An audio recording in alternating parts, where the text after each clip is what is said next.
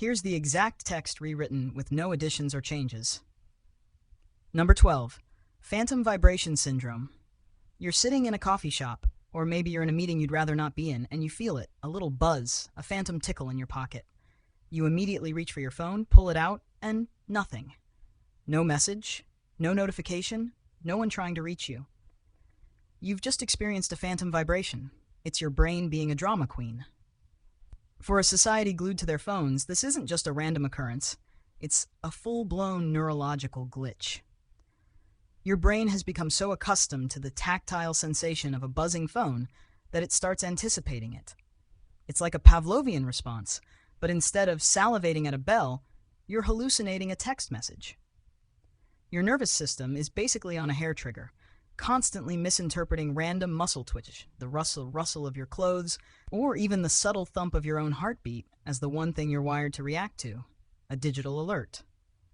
This isn't a sign of mental instability. It's a sign of a brain trying to be too efficient. It's a hyper-attentive assistant that's a little too eager to please, and its overzealousness has it inventing emergencies just to feel useful. Basically, your nervous system is throwing a tantrum in your honor, making up fake vibrations because it hates boredom so much.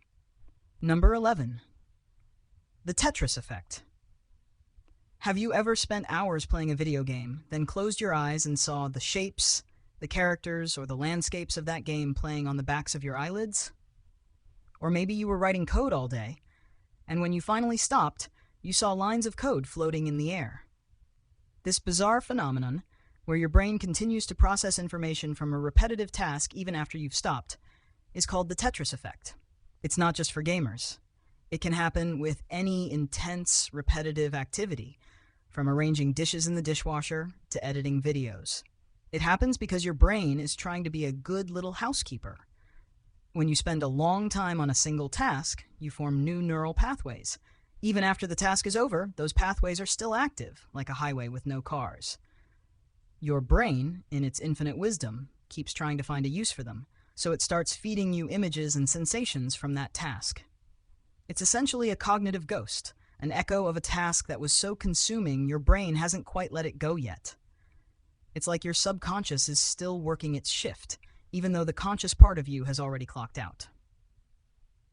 Number 10. The Mandela effect. You vividly remember a movie quote, a specific fact, or even a brand's logo being a certain way. You can picture it in your head, but then someone corrects you, and a quick Google search reveals the truth. You were wrong. The quote was never said that way, the fact was never true, and the logo has always looked different. It's like a tiny personal glitch in the Matrix, and it's unsettling because you were so sure. This is the Mandela effect, and it's a form of collective false memory.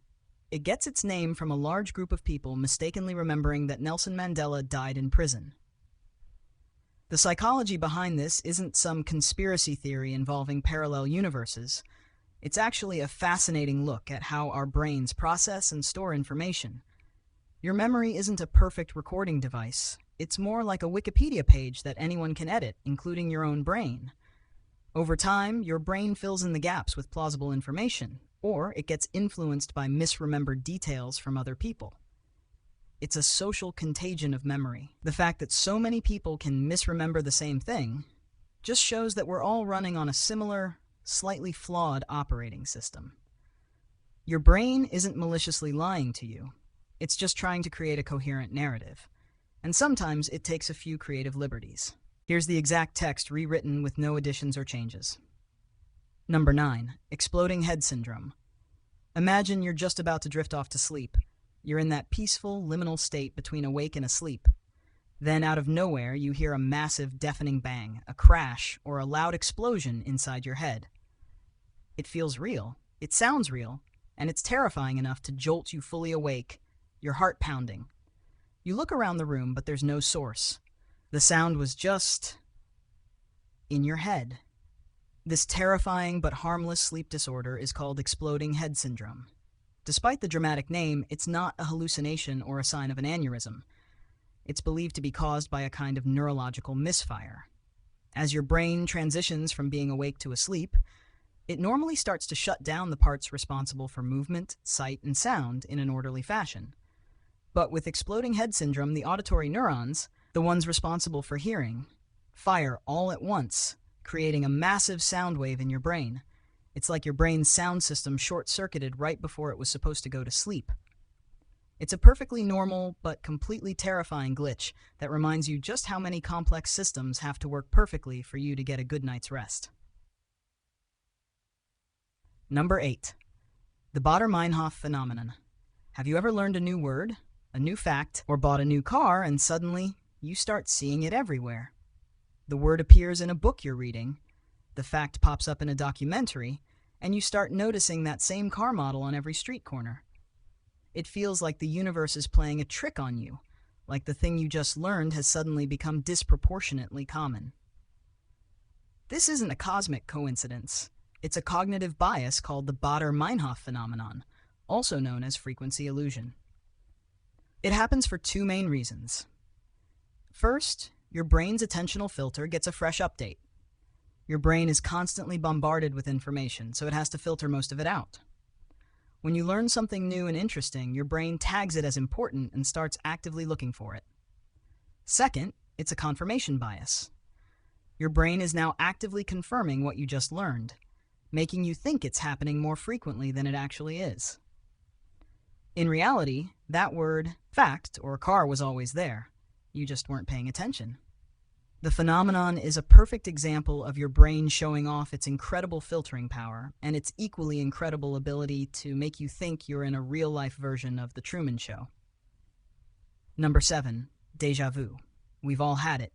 That strange, fleeting feeling that you've been in this exact situation before.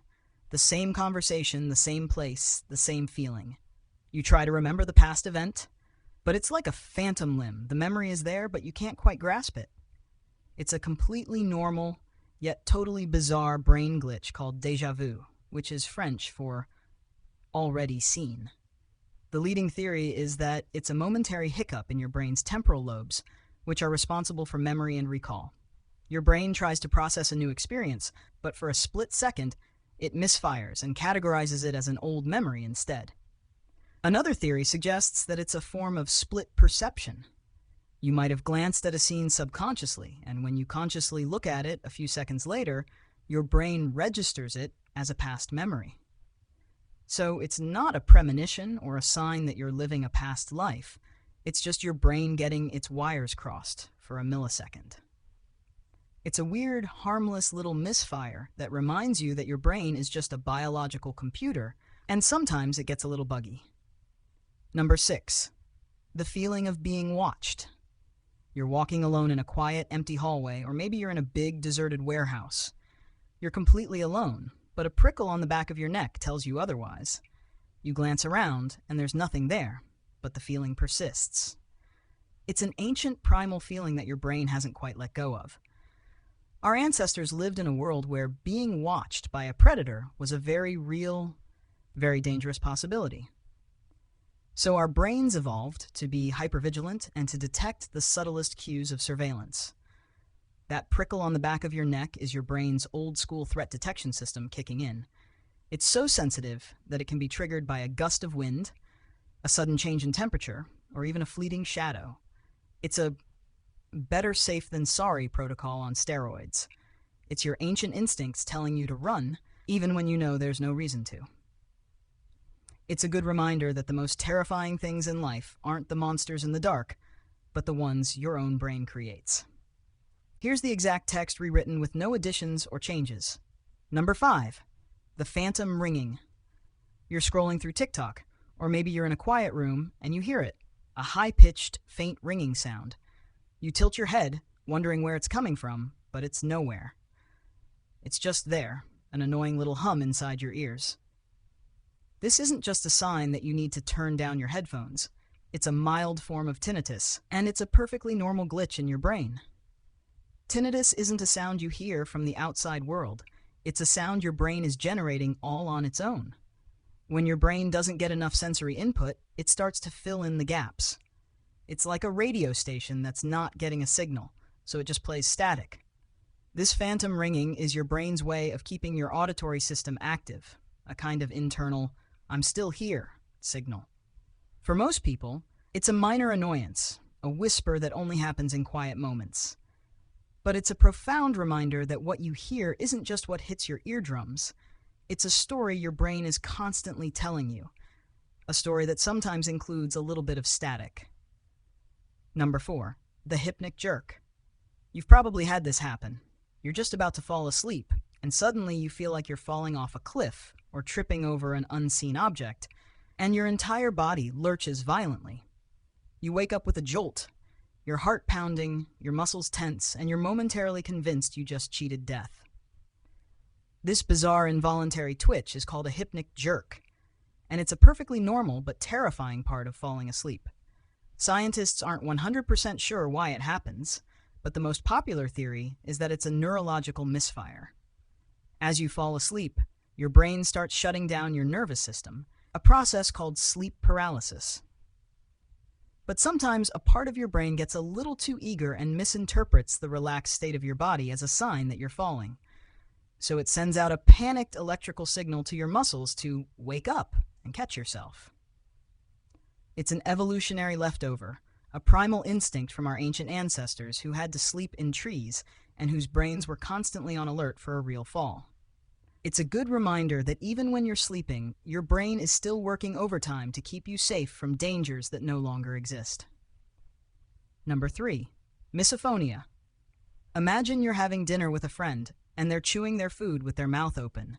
The sound, the lip smacking, the squishing, the crunching, doesn't just annoy you, it fills you with an irrational, disproportionate rage. You want to scream, to run, to throw the plate across the room. This isn't just a pet peeve, it's a real neurological condition called misophonia, which literally means hatred of sound. For people with misophonia, specific trigger sounds, usually related to mouth or throat noises like chewing, gulping, or breathing, activate a primitive part of the brain called the amygdala, which is responsible for the fight or flight response. Your brain essentially goes on high alert, convinced it's in mortal danger from the sound of someone eating a potato chip. It's a wiring issue, a cognitive glitch where your brain miscategorizes a benign noise as a direct threat. The emotional response is real, but it's completely out of proportion to the actual situation. It's a fascinating and disturbing example of how our brains can turn a simple, everyday sound into a cause for rage. Here's the exact text rewritten with no additions or changes. Number 2. The Cotard delusion. Imagine looking in the mirror and feeling a creeping, unsettling sensation that you are no longer alive. Not in a philosophical sense, but a literal one. You believe that your body is rotting, that your organs are gone, or that you are already dead. This is the Cotard delusion, and it's one of the most bizarre and terrifying neurological glitches a person can experience. It's not a fear of death, it's a terrifying certainty of it. The delusion is believed to be caused by a misconnection in the brain between the fusiform gyrus, which recognizes faces, and the amygdala, which processes emotions. For someone with this condition, when they look at their own face, they don't get an emotional response. So their brain misinterprets the lack of feeling as a sign that the person looking back at them is no longer alive. It's a complete disconnect from one's own existence, a catastrophic short circuit in the brain's identity software. It's a stark and tragic reminder that our sense of self is a delicate, complex illusion, and when the wiring goes wrong, the consequences are truly nightmarish. Number 1. Foreign accent syndrome. Imagine waking up one day and suddenly speaking with an entirely different accent. You've never been to that country, you've never practiced the accent, and yet, there it is. Your own voice now sounds foreign to your own ears. This is foreign accent syndrome, and it's a genuine, if incredibly rare, neurological condition. It's not a psychological quirk, it's a very real physical manifestation of brain damage. It's usually caused by a stroke or a traumatic brain injury that affects the parts of the brain responsible for controlling speech and rhythm. The damage doesn't make a person think in an accent, it just messes with the fine motor skills of their mouth and larynx, altering the pitch and cadence of their voice in a way that happens to sound like a foreign accent. It's a powerful and strange example of how the brain works. A broken part of the brain can't perform its normal function, but it creates something entirely new and unexpected in its place. It's a surreal and compelling reminder that your voice isn't just a part of who you are. It's a part of your brain's programming, and a single glitch can change it completely.